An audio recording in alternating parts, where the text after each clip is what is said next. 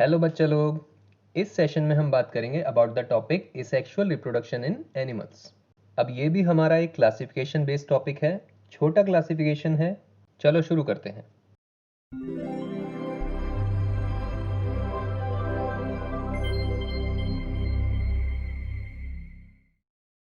अब क्लासिफिकेशन में सबसे ऊपर कौन सी कैटेगरी आएगी वो तो हम कॉमन सेंस से देख सकते हैं, एसेक्सुअल रिप्रोडक्शन इन एनिमल्स। यानी कि ये वो सारे एनिमल्स हैं जो कौन से प्रोसेस से रिप्रोड्यूस करते हैं, एसेक्सुअली। यानी कि इनको रिप्रोड्यूस करने के लिए सिर्फ एक ही पेरेंट की ज़रूरत पड़ती है। अब एक सेकंड के लिए एसेक्सुअल रिप्रोडक्शन इन प्लांट्स का क्लासिफिकेशन ध्यान करो, तो उसमें जो पहला क्राइटेरिया था जिसके बेसिस पे ब्रेकेज होता था, वो था बेस्ड ऑन द फैक्ट की रिप्रोडक्शन मेथड ऑटोमेटिक है या मैनुअल है। यहाँ पे वो है based on the number of constituting cells of the organism.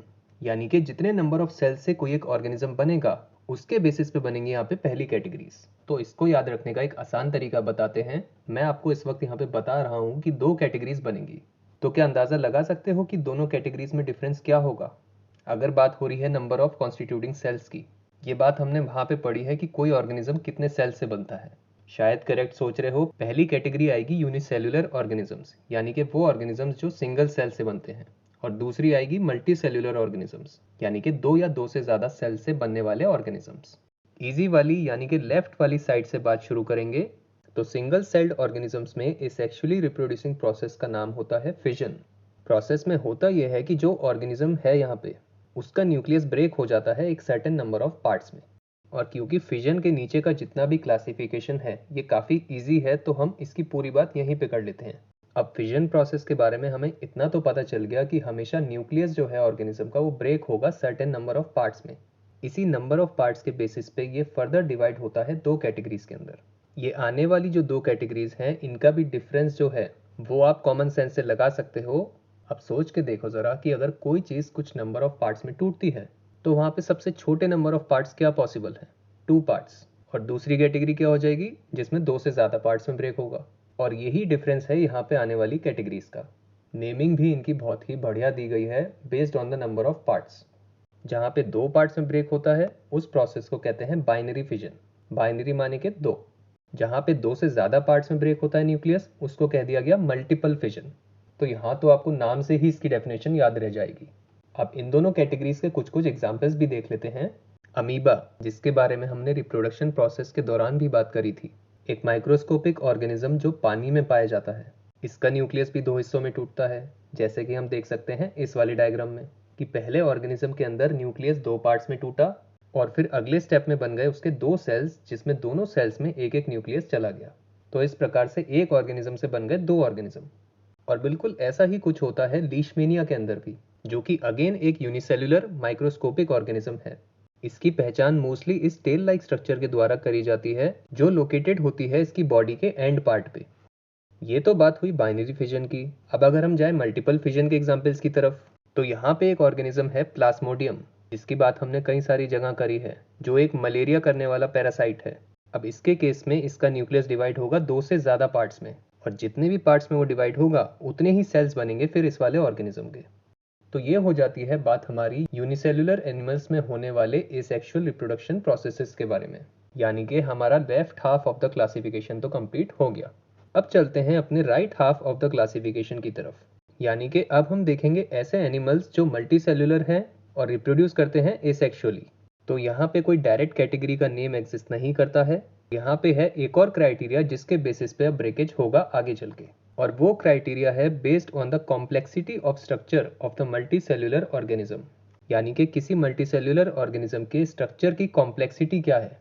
अब अगेन याद रखने का तरीका आसान है। यहाँ पे मैं आपको बता रहा हूँ इस वक्त कि यहाँ पे दो कैटेगरीज में ब्रेक डाउन होगा। और क्योंकि अब आपको पता है कि ब्रेकेज कॉम्प्लेक्सिटी ऑफ स्ट्रक्चर के बेसिस पे हुआ है, तो क्या दो कैटेगरीज पॉसिबल हो सकती हैं यहाँ पे? पहले वाला क्या हो जाएगा, सिंपल, और दूसरी कैटेगरी की कॉम्प्लेक्सिटी क्या हो जाएगी, एडवांस्ड या फिर कॉम्प्लेक्स। तो जो पहले वाले हैं यानी कि सिंपल मल्टीसेल्युलर एनिमल्स, उनके एसेक्सुअली रिप्रोड्यूस करने के तरीके का नाम है फ्रेगमेंटेशन। और वहीं पे जो दूसरे वाले हैं यानी कि एडवांस्ड मल्टीसेल्युलर ऑर्गेनिजम्स, उनके एसेक्सुअली रिप्रोड्यूस करने के तरीके का नाम है रीजेनरेशन। पहले फ्रेगमेंटेशन की बात करें तो इसके केस में तो जब एक ऑर्गेनिज्म मैच्योर हो जाता है तब जाके वो छोटे छोटे टुकड़ों में टूट जाता है। जिसमें ऑर्गेनिज्म का हर एक इंडिविजुअल पार्ट सेपरेटली ग्रो करने की कैपेबिलिटी रखता है और धीरे धीरे ग्रो करते हुए वो एक कंप्लीट ऑर्गेनिज्म का रूप ले लेता है। इसका उदाहरण है स्पाइरोगायरा, जिसको हम देख सकते हैं इस इमेज में, जो कि माइक्रोस्कोपिक होता है, पानी के अंदर पाया जाता है। इसके फुल ग्रोन इंडिविजुअल ऑर्गेनिज्म का माइक्रोस्कोपिक डायग्राम कुछ इस प्रकार से है। इसमें हम देख सकते हैं कि कई सारे छोटे छोटे सेल्स इसमें एग्जिस्ट करते हैं और second part of the diagram में हम देख सकते हैं कि कैसे ये छोटे हिस्सों में टूट जाता है। फिर यही सारे इंडिविजुअल हिस्से आगे चल के फुल ऑर्गेनिज्म का रूप ले लेते हैं। एक और उदाहरण अगर देखें फ्रेगमेंटेशन का, तो वो है कोरल्स, जो कि अगेन पानी के अंदर पाए जाते हैं, या फिर स्पॉन्जेस, जो कि कुछ इस प्रकार से दिखाई देते हैं और पानी में ही पाए जाते हैं। ये तो बात हो जाती है फ्रेगमेंटेशन के एग्जाम्पल्स की। अब यहीं पे अगर हम चलें दूसरी तरफ, यानी कि रीजनरेशन की तरफ। अब रीजनरेशन प्रोसेस कौन से एनिमल्स को इन्वॉल्व करेगा? जिनकी बॉडी एडवांस स्ट्रक्चर की होगी, यानी कि ये ऐसे ऑर्गेनिजम्स होंगे जिनके बॉडी पार्ट्स क्लियरली हमें दिखाई देंगे। इसका एग्जाम्पल है प्लेनेरिया, जैसा कि हम देख सकते हैं प्लेनेरिया के इस डायग्राम में भी, जिसमें हमें दिखाई देते हैं 3 clear parts, head, middle part and the tail. अब रीजनरेशन अपने आप में एक ऐसा प्रोसेस है जो अपने आप में काफ़ी इंटरेस्टिंग है, क्योंकि इसमें देखो जैसे ऑर्गेनिज्म 3 हिस्सों में टूट गया, तो हर हिस्से में इंडिविजुअली ये एबिलिटी है कि वो एक पूरे ऑर्गेनिज्म में कन्वर्ट हो जाएगा, जो कि अपने आप में काफ़ी फैसिनेटिंग है। इसका एक और उदाहरण है छिपकली की पूंछ।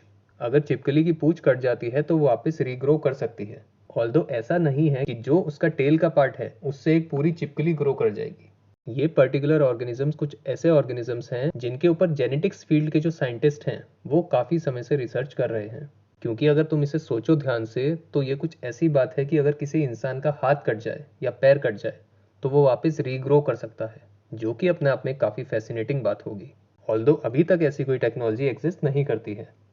तो ये हो जाती है बात हमारी complete about the classification on asexual reproduction in animals. अच्छा, एक सेकंड के लिए इस क्लासिफिकेशन को अगर तुम देखो तो हम ये देख सकते हैं कि अगर हम लेफ्ट से राइट की तरफ चलें इस क्लासिफिकेशन में, तो इसमें आने वाले जो ऑर्गेनिजम्स हैं उनकी कॉम्प्लेक्सिटी इंक्रीज करती रहती है। जैसे कि अमीबा और लीशमेनिया सबसे सिंपल थे, फिर प्लाज्मोडियम उससे ज़्यादा कॉम्प्लेक्स, फिर स्पाइरोगायरा उससे ज़्यादा कॉम्प्लेक्स, फिर प्लेनेरिया सबसे कॉम्प्लेक्स। और यहीं से आता है हमारा आखिरी सवाल, जो कि ये कहता है कि वो ऑर्गेनिजम्स जो प्लेनेरिया जैसे ऑर्गेनिज्म से भी ज़्यादा कॉम्प्लेक्स हैं वो एसेक्सुअली रिप्रोड्यूस क्यों नहीं करते हैं? तो पहली बात तो उस तरह के ऑर्गेनिजम्स के एग्जाम्पल्स हैं कैट्स, डॉग्स, ह्यूमंस, जो कि अगर देखा जाए तो ऐसे ऑर्गेनिजम्स हैं जिनके बॉडी पार्ट्स काफ़ी कॉम्प्लेक्स हैं, जबकि एसेक्सुअल रिप्रोडक्शन एक सिंपलर प्रोसेस है। तो इसी कारण से उन सारे ऑर्गेनिजम्स में एक कॉम्प्लेक्स प्रोसेस की ज़रूरत पड़ती है, जिसको हम पढ़ेंगे आगे चल के, जिसका जिक्र हो चुका है रिप्रोडक्शन प्रोसेस के टाइप्स के अंदर, जिसका नाम था सेक्सुअल रिप्रोडक्शन। इसी पॉइंट पे बात हो जाती है कंप्लीट हमारी on the topic asexual reproduction in animals. और कितना अच्छे से आपने इस टॉपिक को किया है उसको टेस्ट करने के लिए आप यूज कर सकते हैं ये वाली टॉपिक के डायरेक्ट क्वेश्चंस की शीट। टॉपिक के सक्सेसफुल कंप्लीशन के लिए कॉन्ग्रेचुलेशंस टू यू। अगर आप चैनल को अपनी स्टडी के लिए यूज करना चाहते हैं तो चैनल को सब्सक्राइब कर लीजिए और नए टॉपिक्स के नोटिफिकेशंस आपको मिलते रहें उसके लिए बेल आइकन को भी प्रेस कर लीजिए।